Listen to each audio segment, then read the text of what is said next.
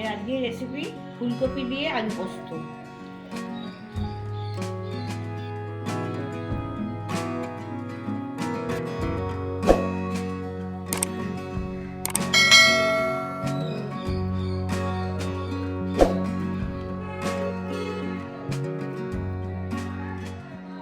ফুলকপি আলু পোস্ত রান্না করার জন্যে ওভেনে কড়া বসিয়েছি।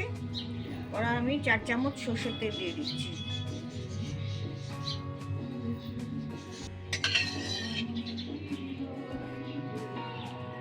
তেলটা গরম হয়ে গেছে।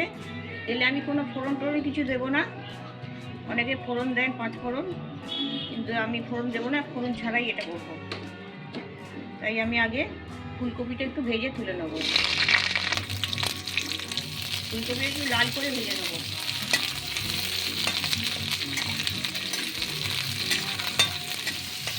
ফুলকপিটা ভাজা হয়ে গেছে, লাল লাল হয়ে গেছে সব ফুলকপিগুলো। এবার আমি এগুলো তুলে নেবো।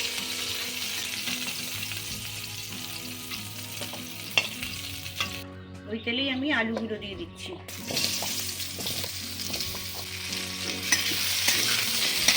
এগুলো সামান্য ভাজবো। আলুগুলো হালকা ভাজা হয়ে গেছে, এবার আমি জল দিয়ে দিচ্ছি। 2 কাপ মতন জল দিলাম। এখানে 25 গ্রাম পোস্ত বাটা আছে, এটা শিলে বাটা। পোস্তটা আমি দিয়ে দিচ্ছি, একটু মিশিয়ে দিচ্ছি।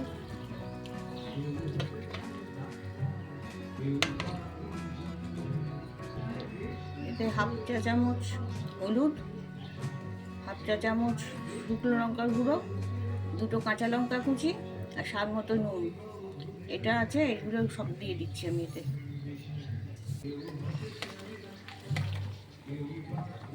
কড়াইশুঁটিটাও দিয়ে দিচ্ছি।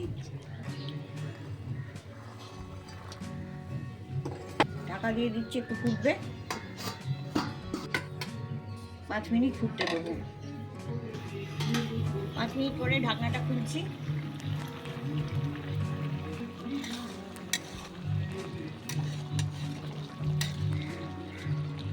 আলুগুলো অর্ধেক সেদ্ধ হয়েছে।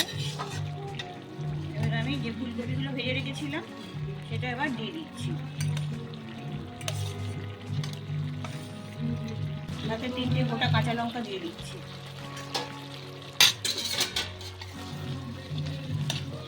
মিশিয়ে দিচ্ছি এগুলো। আবার আরেকবার আমি এটা চাপা দিয়ে দেবো 5 মিনিট। আবার ফুলকপি আলু যেটুকু সেদ্ধ হয়নি সেটা সেদ্ধ হবে। আঁচটা একটু কমিয়ে দিচ্ছি।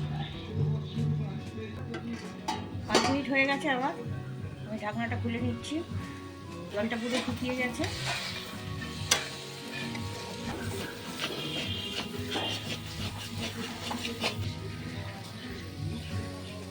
আলু ফুলকপি সব গলে গেছে। আঁচটা কমিয়ে দিয়েছিলাম, আঁচটা এবার একটু জোরে করে দেবো। করে দিয়ে আমি এটা খালি অনবরত নেড়ে নেড়ে ভাজতে থাকবো। মজাটা হলো যত বেশি ভাজা হবে তত এটা টেস্ট আসবে।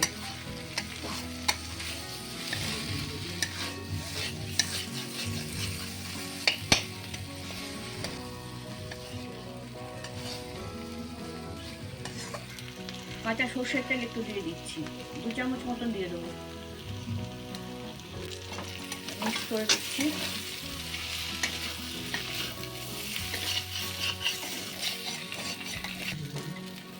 পোস্তটা থেকে দেখুন তেলটা ছাড়ছে, কড়াইয়ের এটা লাগছে না আর, তেলটা ছাড়ছে। এখন এইবার মনে হয় ভাজাটা আবার হয়ে গেছে। অনেকে জল জল করে নামিয়ে নেন ঘন্ট ঘন্ট মতন, কিন্তু এইভাবেই যদি ভেজে একটু রান্না করা যায় তাহলে এটা টেস্টটা অনেক বেশি হয়, খেতে অনেক ভালো লাগবে। এইভাবে করে দেখবেন।